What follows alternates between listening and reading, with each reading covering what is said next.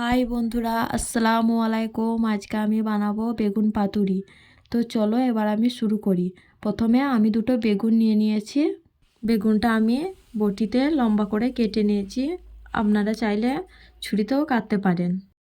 বেগুনগুলো কাটার পর একটা পাত্রে পানি নিয়েছি। বেগুনগুলো ভালোভাবে ধুয়ে নেওয়ার পর একটা পাত্রে তুলে নিয়েছি। একটু পেঁয়াজ, কটা রসুন, কটা শুকনো লঙ্কা, কিছুটা গোটা জিরা সব দেবার পর ভালোভাবে বেটে নিতে হবে। আমি শিলে বেটেছি, আপনারা চাইলে মিক্সচার মেশিনেও বাটতে পারেন। বাটার পর একটা পাত্রে তুলে নিয়েছি।